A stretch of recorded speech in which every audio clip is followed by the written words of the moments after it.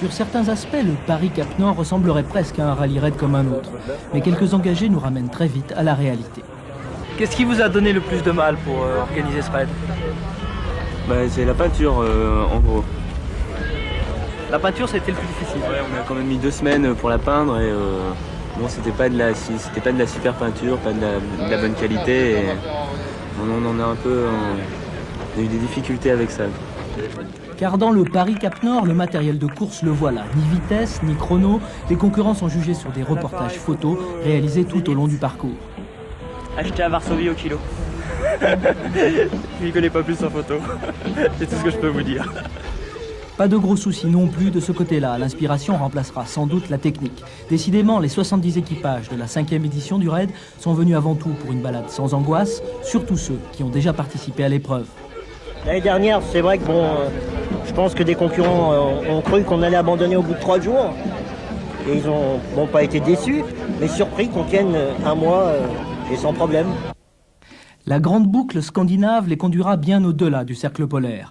En 12 000 km de route et de pistes, les concurrents traverseront 10 pays, et chacun à son rythme.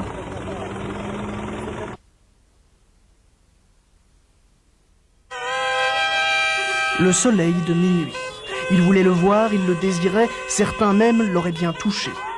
Mais il leur fallait le mériter, parcourir, comme chaque année pour le raid, 6000 km à l'aller et 6000 au retour, à travers l'Allemagne, la Belgique et toute la Scandinavie. Le briefing. Il est 20h, nous sommes à Rovaniemi, en Finlande. Les organisateurs donnent les dernières recommandations. Les raiders vont vivre leurs 2 premières étapes de nuit, celles qui les mèneront au Cap Nord et au coucher de soleil éternel. L'équipage, imagine, n'a pas vraiment le temps d'écouter. La 4L est bien fatiguée par les 4000 premiers kilomètres de raid et la nuit va être encore plus dure.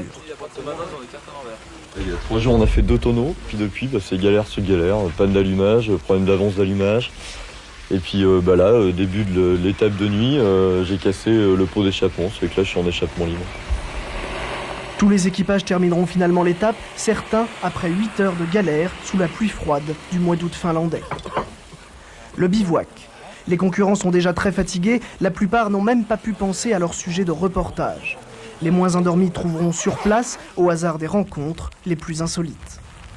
Car le principe du raid n'est pas seulement d'avaler des kilomètres, les concurrents doivent rapporter des photos et des reportages qui comptent beaucoup plus dans le classement final que les pénalités de retard. Et question photo, les raiders n'ont eu que l'embarras du choix des forêts de Finlande, aux lacs et aux côtes norvégiennes. L'île du Cap Nord. Tous les participants ont pu prendre le ferry à temps. Ils vont bientôt atteindre le cap et son soleil magique. Et le soleil a su se faire attendre jusqu'au tout dernier moment de leur montée au flambeau. À l'arrivée, il était bien là, offert à des raiders heureux et à un organisateur qui rêve à d'autres horizons. Ça fait la 9e fois que je viens ici et je m'en lasserai jamais, mais on continuera à le faire, mais il y aura d'autres idées en même temps, d'autres raids ailleurs, toujours dans le même esprit, découverte et reportage. Ils auront donc fini par le voir, ce soleil qui ne se couche pas, pour une nuit qui là-bas n'en est pas vraiment une. À cette heure, les raiders se trouvent plus au sud, en Norvège. Ils seront de retour le 30 août.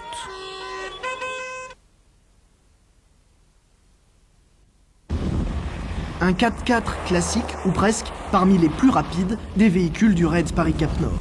C'est l'équipage qui est original. Lui, c'est Silvio. Paraplégique depuis 8 ans, après un accident de ski, rien, mais vraiment rien ne l'arrête. Même pas une fracture du poignet, faite il y a 3 semaines en moto.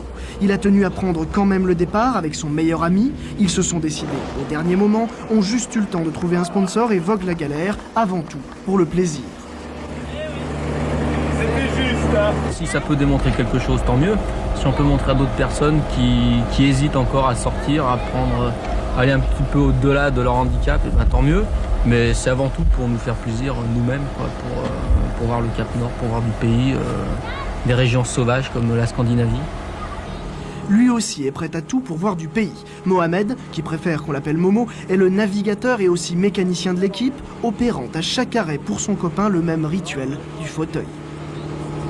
En fait, le seul vrai problème rencontré par Silvio est l'accessibilité. Il a dû rester sur le pont du ferry ce jour-là. L'ascenseur était trop étroit pour son fauteuil.